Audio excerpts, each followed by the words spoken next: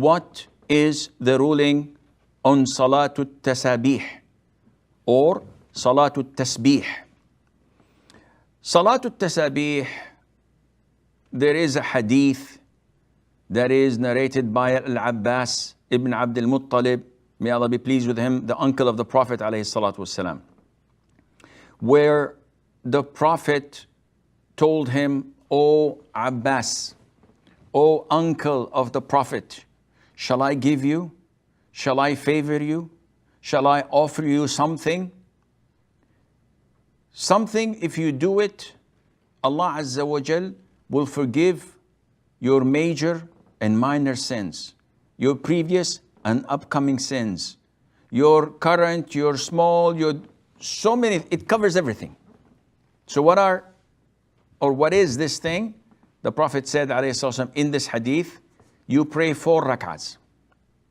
In the first rak'ah, you recite the Fatiha and a surah. And then you say 15 times after the surah, Subhanallah, Alhamdulillah, La ilaha illallah, Wallahu Akbar. Then you make ruku' and you repeat the same dhikr 10 times. Then you rise from ruku' and you repeat the dhikr 10 times. Then you go for sujood and do the same. Then you sit between the 2 prostrations and you do the same.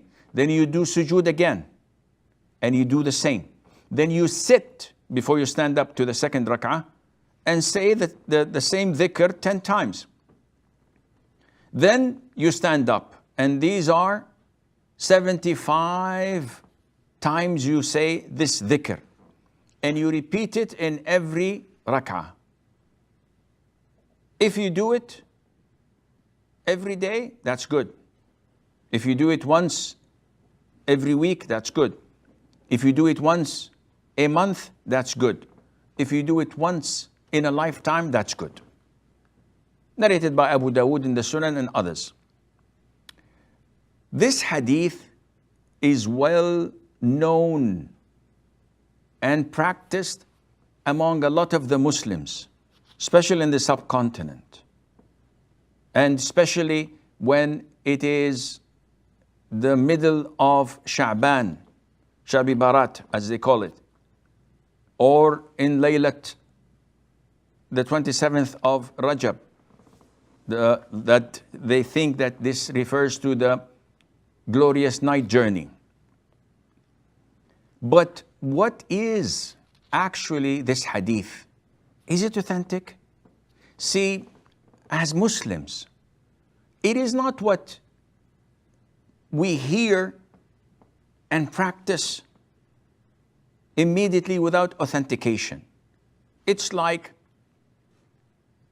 when people are afraid of the COVID-19 virus or the coronavirus, and you hear someone coming on WhatsApp posting that if you drink bleach, this would protect you and cleanse your system. Who in his right mind would do something like that? Drinking bleach, you want to kill yourself? What is this? People are, with things related to deen, to religion, to Islam, are like that. Any Tom, Dick, or Harry comes and says, this is a good hadith, this is a nice form of worship, do this, you practice this, you'll get more reward, you'll have so much reward, and he lists things that are not found in the Quran or in the Sunnah. Okay, Sheikh, with all due respect, the hadith is in Sunan Abi Dawood. This is true, but not everything in Sunan Abi Dawood is authentic.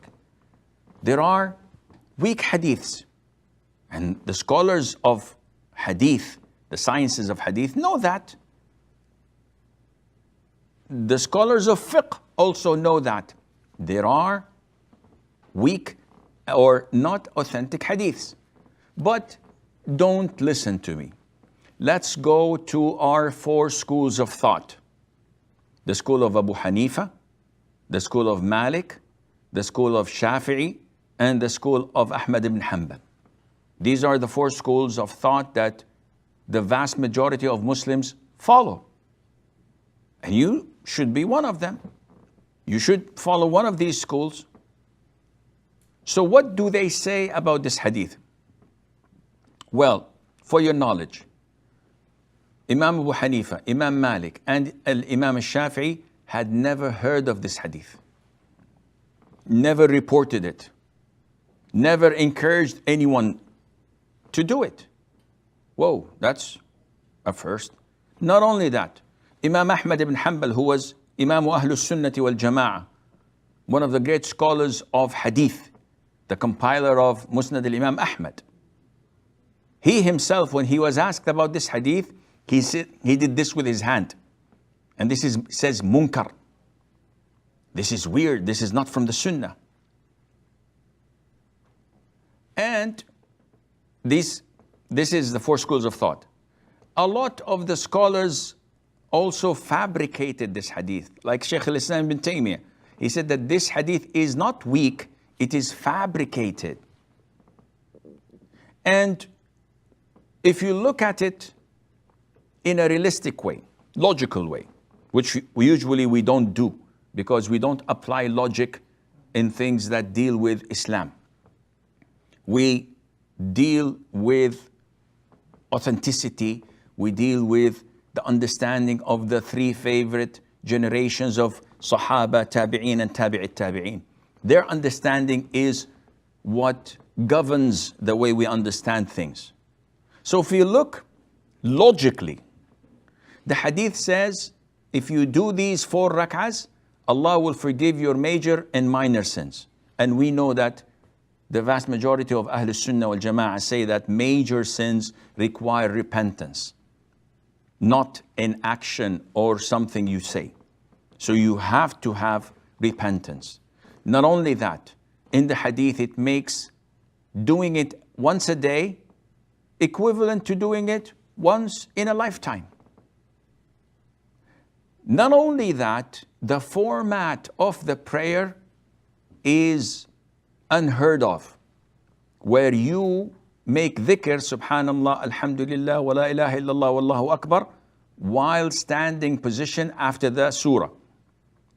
And you say it in ruku', after you raise from the ruku', in sujood, after you sit and sujood again, and then you sit in the first rak'ah, after the second sujood, for a long time to say it 10 times.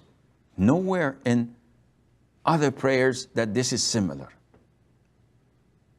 Therefore, the vast majority of scholars say that this hadith is fabricated and we should not apply it or do it because simply it is not authentic.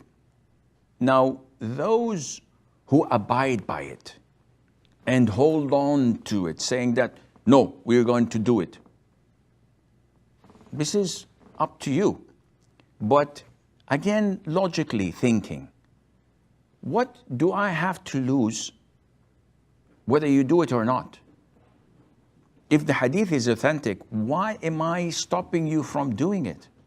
That's not logical.